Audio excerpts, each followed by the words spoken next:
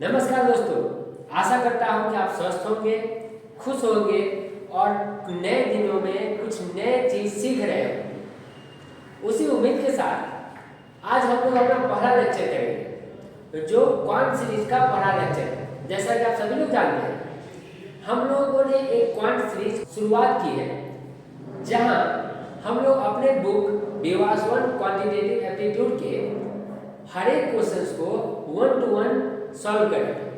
साथ ही साथ इस क्वेश्चंस के अकॉर्डिंग हम कंपटीशन के कॉम्पिटिटिव एग्जामिनेशन के पैटर्न को समझने की कोशिश करेंगे और कुछ शॉर्ट ट्रिक्स के साथ हम लोग कॉन्सेप्चुअल स्टडी को भी करेंगे। क्योंकि जहाँ तक मैं समझता हूँ या हम लोग कुछ एक्सपर्ट्स की भी बात करें तो उनका मानना यह है कि बदलती ट्रेंडिंग के अनुसार कॉन्सेप्चुअल पार्ट एग्जामिनेशन में ज़्यादा पूछे जा रहे हैं rather then some static part. तो उनके बेसिस को ध्यान में रखते हुए हम सभी लोग उस पैटर्न से क्वेश्चन को करेंगे और कम से कम शॉर्ट ट्रिक में ज़्यादा से ज़्यादा कॉन्सेप्चुअल पार्ट में हम अपनी चीज़ों को यहाँ देखेंगे।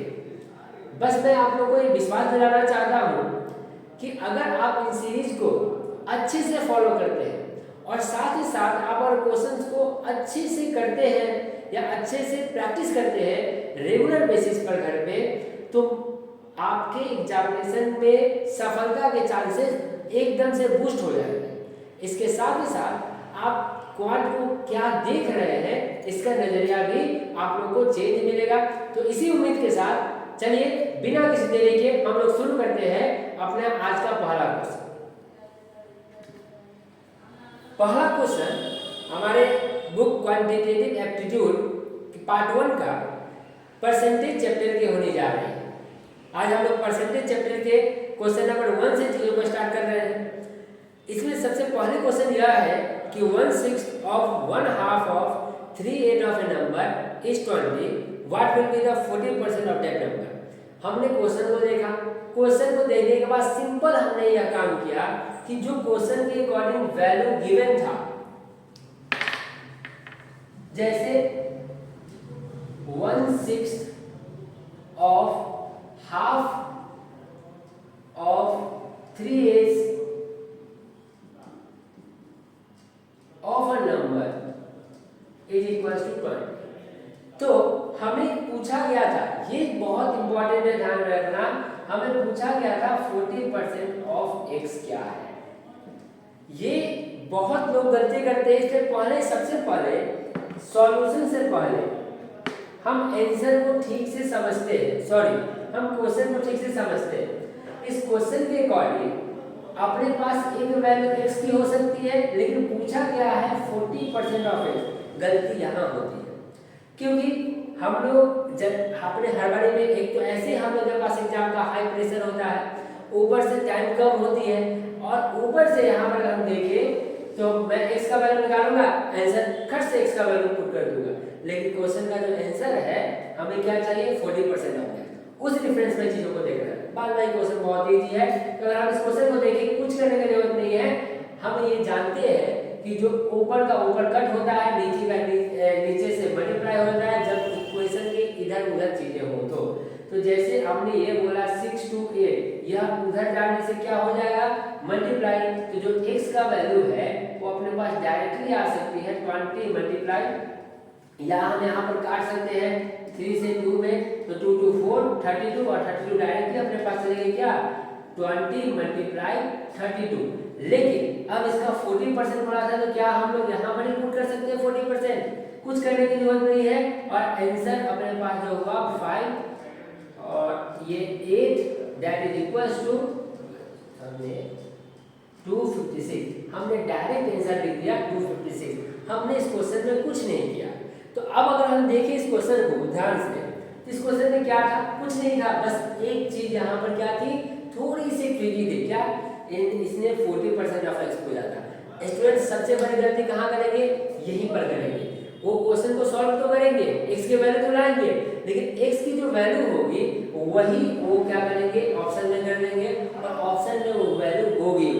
तो अभी अपने पास आंसर क्या है 256, that is option number A. चलिए अब हम लोग चलते हैं क्वेश्चन नंबर 2 की तरफ। क्वेश्चन नंबर 2 कहता है कि 45% of 30 plus 2x is equal to 35% of 15 plus 20% of 45 then the value of x is. अपने पास ऑप्शन है, सबसे पहले क्वेश्चन देख लें।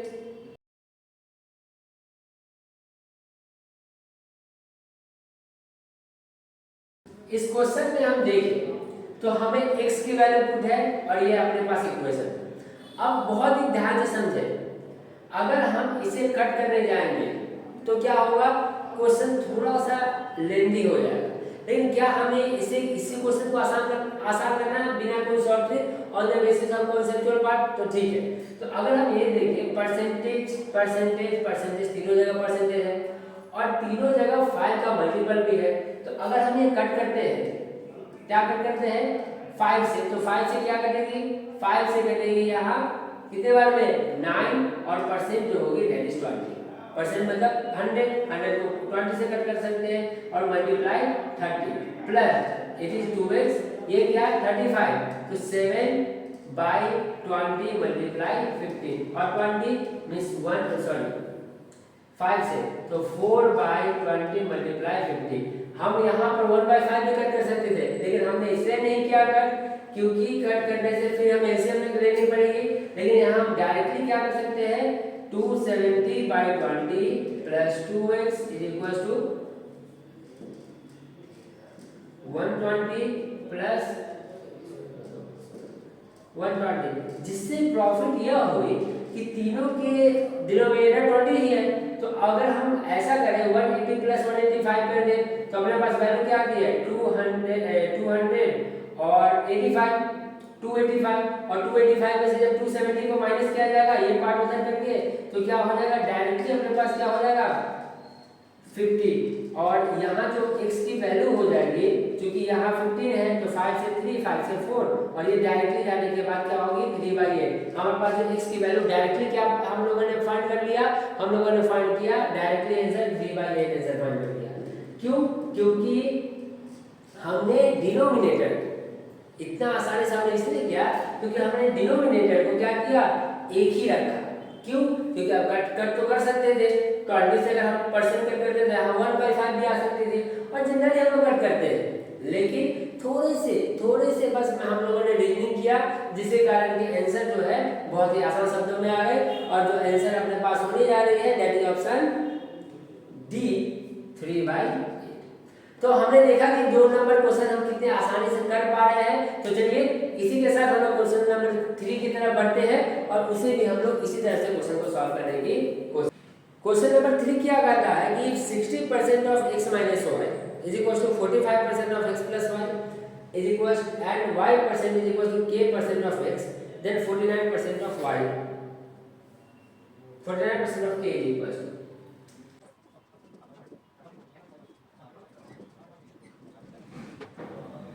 चलिए हम लोग चलते हैं अपने क्वेश्चन नंबर 3 की तरफ। अगर हम क्वेश्चन को ध्यान से देखें तो यहाँ पर एक रिलेशन है 60% of x minus y is equal to 45% of x plus y, और यहाँ एक और रिलेशन है y is equal to k% of x। मतलब अगर हम यहाँ रिलेशन देखें तो यहाँ x और y की डायरेक्ट रिलेशन हम लोग को दिख रही है और यहाँ भी x और y की डायरेक्ट रिलेशन दिख रही है। लेकिन यहाँ जो x y का रिलेशन है वो किसके साथ है, k के साथ भी है। और यहाँ हमें क्या पूछा गया है 49% ऑफ k। याद रखना है, एकदम ध्यान से याद रखना है कि अगर हम किसी क्वेश्चन को सॉल्व करना चाहते हैं तो सबसे पहला काम जो हमारे पास होगा that is what we have to find. Question को देखेंगे, बड़े ध्यान से देखेंगे उसमें क्या चाहिए।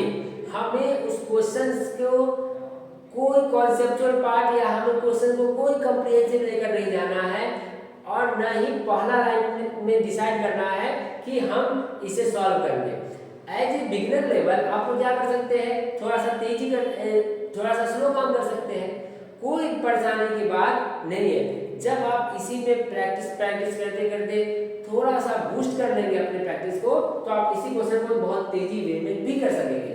लेकिन ये याद रखिए कि हमें क्या फाइंड करनी है, वो हमें लिखनी है कि वहाँ लिखना ही होगा कि ये क्या फाइंड करना है, जिससे एक आइडिया हो गया कि अब हमें जो परसेंट के साथ चाहिए किसका वैल्यू चाहिए k का। अब हम लोग जल्दी से क्या करें, k के साथ और y के साथ रिलेशन एस्टैब्लिश कर ले। तो अगर हम ऊपर की तरफ देखें तो मैं इसको एक बार और लिख देता हूँ सुविधा के लिए। तो अगर मैं ये देखूं तो यहाँ पर परसेंट और परसेंट कट कर सकता हूँ, और 15 3 जा 45 और 15 4 जा 60, ठीक है। तो अब हम ऐसा देखें तो क्या लिख सकते हैं, 4/3, या हम ऐसा बोले कि x minus y by x plus y is equal to क्या, 3/4, जिससे अपने पास एक रिलेशन एस्टेब्लिश होता है क्या, अगर हम क्रॉस मल्टीप्लिकेशन करें तो that is equal to 4x, ये अपने पास हो गया 4x minus 4y equal to 3x plus 3y। यह क्या इंप्लाई करता है, ये हो गया x इज इक्वल टू क्या हो जाएगा, अगर मैं y को उधर भेजता हूं तो क्या 7y। यह हमारे पास इंप्लीमेंट करेगा कि x का y का वैल्यू क्या है 7/1। अगर हम रेशियो में बात करें तो x/y that is equal to 7/1, यह दोनों का रिलेशन है। और y जो है y equal to k% of x, अगर हम ध्यान दें वहां पर तो इस सेकंड वाले स्टेटमेंट से y/x is equal to k% का मतलब k/100। यहाँ आपको बहुत ही अच्छे से ध्यान देना है, y% is equal to k/100। तो जब k/100 अपने पास है, या हम इसको सीधा लिखें कि k%, तो k% इज इक्वल टू ये x इधर चली जाएगी तो क्या होगा y/x, तो k/100 is equal to y/x, और y/x की वैल्यू हम लोग जानते हैं, क्या जानते हैं 7/1, ठीक है। तो y/x की वैल्यू क्या हो जाएगी 1/7, तो इससे क्या हो जाएगा k का वैल्यू क्या होगा 1/7, और ये मल्टीप्लाई 100, और हमें फाइंड क्या करना है 49%, तो दैट इज इक्वल टू 49/100। 100 से 100, 7 से 7, that is equal to what 7। तो सो आवर आंसर इज, जो हमारे पास आंसर है वो है A और वो 7 है। अब इस क्वेश्चन में ये तो हमने क्वेश्चन किया, क्या हम इसे और शॉर्ट भी बना सकते थे? देखिए इस क्वेश्चन को अगर आप देखते तो इससे और भी शॉर्ट किया जा सकता था। मैंने ये जो पार्ट किया बस आपको समझाने के लिए ही था। ये पार्ट आप डायरेक्टली कर सकते थे, कैसे कि आप डायरेक्टली यहाँ करते हैं परसेंट कट, 15 4 जा 15 3 जा, तो आपको पता चला 3/4। तो आप यहाँ डायरेक्ट क्या करते हैं 3/4, या आप ऐसे कर सकते थे कि x minus y by x plus y is equal to क्या हो जाता, ये हो जाता 3/4। तो इससे डायरेक्ट स्टेटमेंट क्या आता है कि 4x 4 minus 4y 3x minus 3y। तो आप देखिए ऐसे करते हैं 4x, और यहाँ ये आ रहा था 4x और ये हो रहा था क्या 3x, तो माइनस में दोनों सेम साइड है, तो क्या हो जाता है अपने पास x, और ये माइनस y और ये प्लस, तो ये दोनों प्लस हो जाता, और क्या हो जाता ये 7y, तो that is equal to 7y। मतलब अपने पास जो वैल्यू होता है वो क्या होता है x/y इज इक्वल टू 7/1। ये डायरेक्टली माइंड में कॉन्सेप्चुअल पार्ट कर लेना था, बाय के हमें कौन सा पार्ट करना था, इस पार्ट को करने से ही आंसर आ जाता है। तो हम यह देख रहे हैं कि अगर हम ठीक से चीजों को देखें तो हमें एक या दो लाइन से ज्यादा कंपटीशन में क्वेश्चन की जरूरत नहीं है। जो मैक्सिमम होगी, जो सीजीएल लेवल के क्वेश्चन होंगे या सीसेट लेवल के क्वेश्चन होंगे, उन्हें हम लोगों को 3 लाइन प्लस जाना पड़ेगा, अदरवाइज हम लोगों को 3 लाइन के प्लस जाना ही नहीं है। तो चलिए हम लोग चलते हैं क्वेश्चन नंबर 4 की तरफ। क्वेश्चन नंबर 4 कह रहा है कि if the numerator of a fraction is increase by 20% and the denominator is decreased by 30%, the fraction obtained is 39/25, the original fraction is।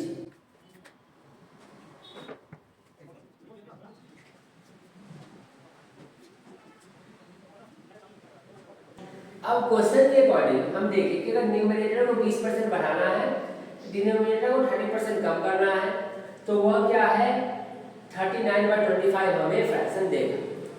अब हम यह जानते हैं कि अगर हम लोग 20% ग्रेटर बोलते हैं या इंक्रीज बोलते हैं तो हम डायरेक्ट 120 से मल्टीप्लाई करते हैं, हम डायरेक्ट इसका 120 निकाल देते हैं। अब ऐसा क्यों, यह जानना हो तो आप हमारे इंस्टीट्यूट के या हमारे व्यूअर्सों एजुकेशन फाउंडेशन के यूट्यूब चैनल पर इसके कॉन्सेप्चुअल वीडियो को देख सकते हैं। हालांकि अभी तक हम लोगों ने परसेंटेज का फुल डिटेल्स वीडियो नहीं दिया है, और वो हम आपको बाद में प्रोवाइड करेंगे, उनके फुल कॉन्सेप्ट को भी बाद में प्रोवाइड करेंगे। लेकिन यहाँ इस सीरीज में हम लोग क्या कर रहे हैं, क्वेश्चन को सॉल्व कर रहे हैं। तो हम यहाँ मान के चल रहे हैं कि आप लोग जो बेसिक कॉन्सेप्ट है वो कंप्लीट होगा।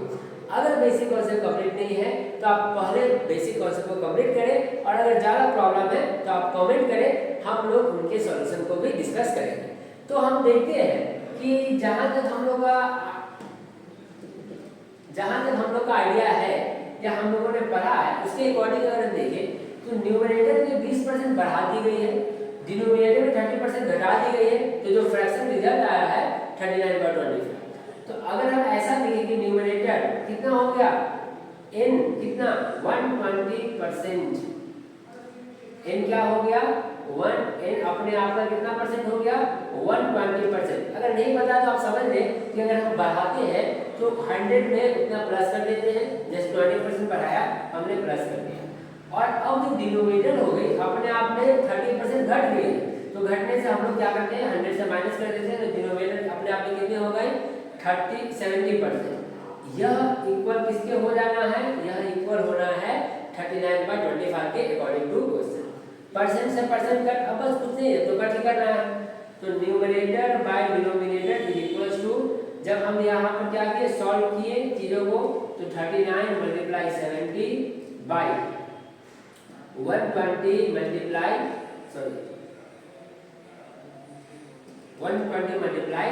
25 क्रॉस मल्टीप्लिकेशन, इसको ऊपर ले गए इसको इधर ले गए, ठीक है। 0 से 0 और किसी से कट होगी क्या, और तो किसी से कट नहीं होगी, तो अपने पास आंसर होना है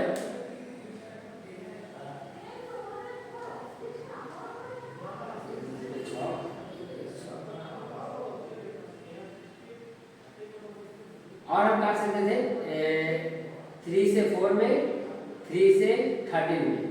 तो नीचे अपने पास जो आंसर है वो 100 और ऊपर 91, तो जो आंसर है वो है 91।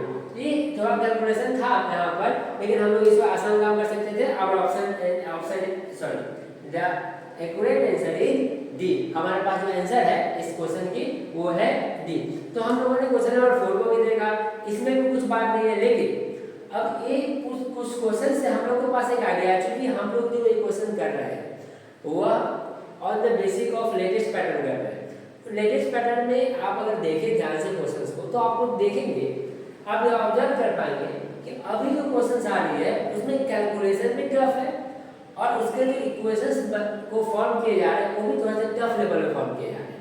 पहले जो क्वेश्चन आते थे उनमें थोड़ा सा हम यूँ बोले कि रिपीटेड पार्ट ज़्यादा होते थे, जिससे क्या होते थे लोगों को काटने में बहुत आसान होता था। जो जिन्होंने 10 साल के पेपर को किया होगा या 15 साल के पेपर को किया रहता था, वो आसानी से चीज़ों को कनेक्ट कर लेता था, और वो आसानी से समझ जाता था कि ये नंबर से कट हो। लेकिन अभी रिसेंट पैटर्न में क्वेश्चन के कैलकुलेशन पर ज़्यादा फोकस किया जा रहा है, जिससे कि स्टूडेंट को क्या करना पड़ता है, प्रॉब्लम फेस करना पड़ता है। तो इसका एक ही मात्र सॉल्यूशन है, और वो है more practice and more practice. आपको किसी भी हाल में ज़्यादा प्रैक्टिस करना ही पड़ेगा, तभी जाके आप चीज़ों को क्या करेंगे, ज़्यादा बेहतर से कनेक्ट कर सकेंगे। तो चलिए हम लोग आज के आखिरी क्वेश्चन नंबर 5 की तरफ चलते हैं। हमारा टारगेट एक लेक्चर में 5 क्वेश्चन करना होगा, और इस बेसिस पर आप लोग 50 क्वेश्चंस घर पे ट्राई कर सकते हैं। और मैं पूरी तरह से श्योर हूँ कि जो स्टूडेंट्स 50 क्वेश्चन पर डे अगर कर लेंगे, उन्हें बहुत ही जबरदस्त सफलता मिलने की चांसेस रहेगी। तो चलिए हम लोग देखते हैं क्वेश्चन नंबर 5। अब according to question number 5, if decreasing 70 by x% yields the same result as increasing 60 by x%, then x% of 91 is।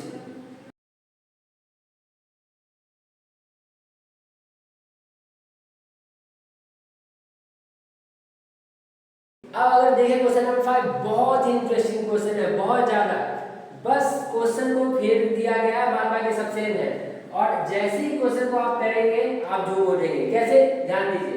यहाँ क्वेश्चन बोला गया है कि अगर 70 को x% घटाया गया, 70 में x% घटाया गया, तो हम लोग कॉन्सेप्ट जानते हैं कि 70 में कितने परसेंट घटाया गया, x% घटाने का मतलब है अब 70 क्या है, तो 100 माइनस x% है, अपने आप का 100 माइनस x% है, क्योंकि उन्होंने x% क्या किया, 70 को डिक्रीज कर दिया।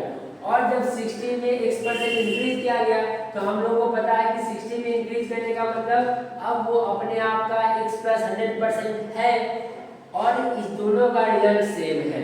क्वेश्चन के अकॉर्डिंग इन दोनों का रिजल्ट सेम है। तो हमें चाहिए x% ऑफ 91।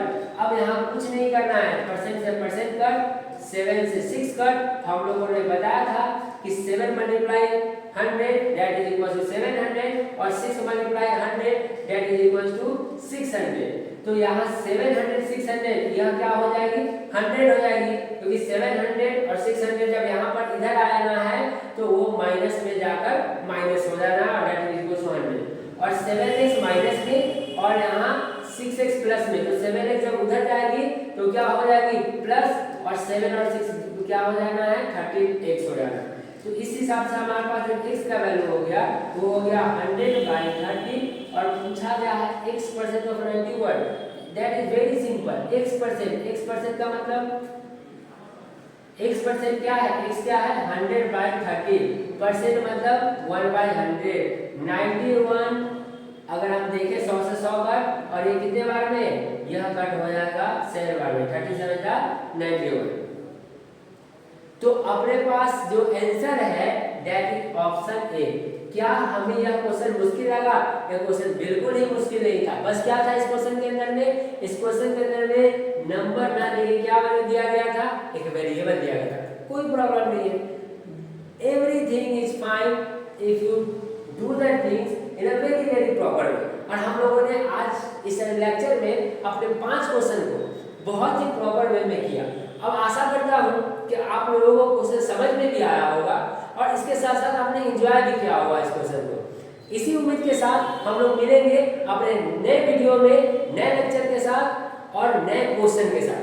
तब तक के लिए धन्यवाद और आप लोग को क्वेश्चन करने के लिए शुक्रिया। Thank you for learning with Vivas One Educational Foundation. For contents like this, follow us on Facebook and Instagram today.